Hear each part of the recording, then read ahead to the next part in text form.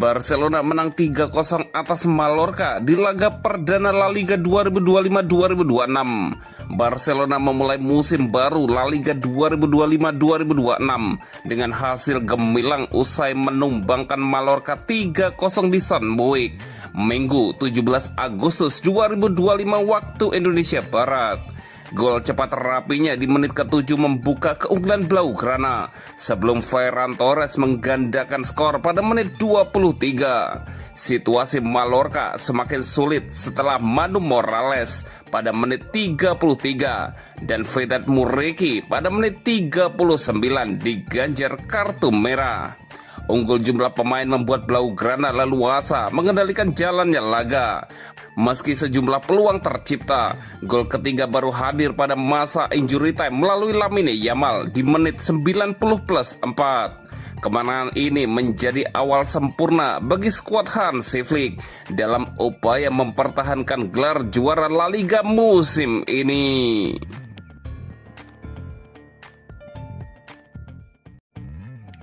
Barcelona umumkan nomor punggung 2025-2026, Yamal warisi legenda Messi.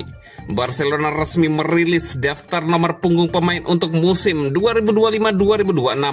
Ada beberapa pemain yang tercatat berganti nomor untuk musim ini. Nomor yang dipilih para pemain menjadi sorotan karena erat kaitannya dengan sejarah Barcelona. Beberapa wajah baru juga langsung mendapatkan nomor yang tidak sembarangan. Keputusan ini sekaligus memberikan gambaran bagaimana manajemen menempatkan peran tiap pemain. Tak sedikit pula yang menilai bahwa pilihan nomor musim ini syarat dengan pesan simbolis. Barcelona melakukan penyesuaian di sektor penjaga gawang seiring cedera panjang Marc-Andre ter Stegen. Joan Garcia kini resmi mengenakan nomor 13, sementara Iñaki Peña mengambil alih nomor 1 untuk sementara. Jika Wojciech Szczęsny berhasil didaftarkan sebelum bursa transfer berakhir, ia akan memakai nomor 25. Hal ini membuat persaingan di posisi kiper semakin ketat. Di lini belakang, Pau Cubarsí mendapatkan kehormatan besar dengan mengenakan nomor 5. Nomor ini dikenal legendaris karena pernah melekat pada Carles Puyol dan Sergio Busquets. Sorotan terbesar ada pada Lamine Yamal yang kini mengenakan nomor 10. Nomor tersebut punya sejarah panjang di Camp Nou, mulai dari Maradona, Ronaldinho hingga Lionel Messi. Kekosongan nomor 10 usai kepergian Ansu Fati membuat publik bertanya siapa penerusnya. Keputusan memberi Yamal nomor keramat ini menjadi sinyal kepercayaan penuh pada wonderkid berusia 18 tahun itu. Marcus Rashford, pemain baru dengan status pinjaman ke bagian nomor 14. Nomor tersebut juga punya nilai historis karena pernah dikenakan Johan Cruyff dan Thierry Henry.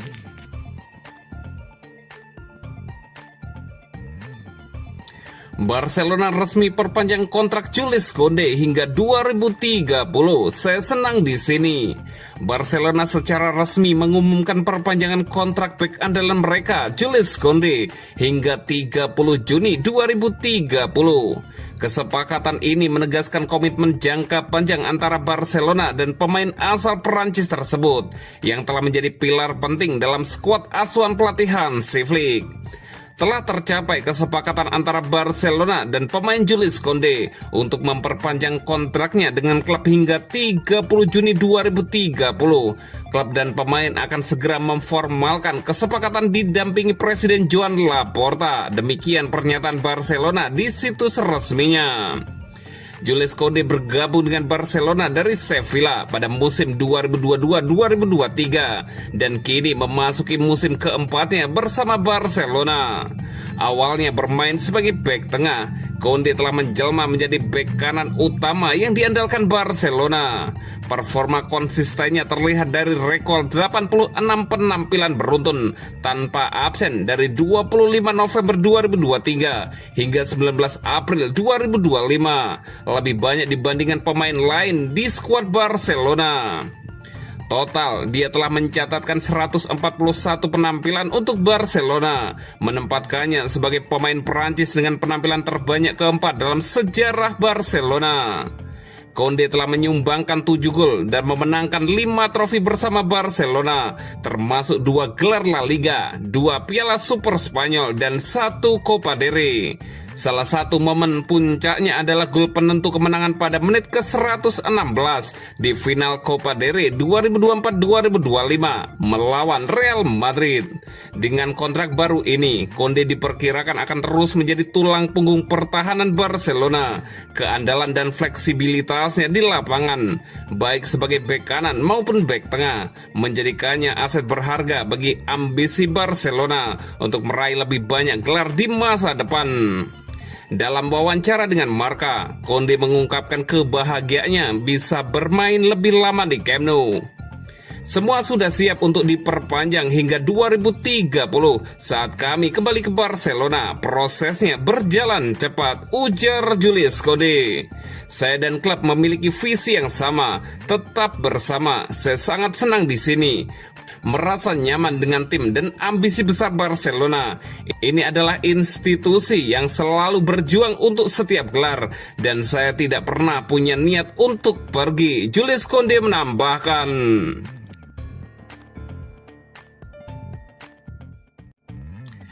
Javier Tebas yakin Barcelona akan bermain di Miami. Presiden La Liga, Javier Tebas, menyatakan keyakinannya bahwa pertandingan antara Villarreal versus Barcelona pada pekan ke-17 La Liga akan digelar di Miami pada Desember mendatang. Hal itu ia sampaikan dalam wawancara dengan Radio Nasional, dikutip dari Mundo Deportivo. Sejatinya, laga tersebut dijadwalkan berlangsung di Estadio de la Ceramica, markas Villarreal. Namun rencana berubah dengan adanya kemungkinan pertandingan dipindahkan ke Stadion Hard Rock Miami.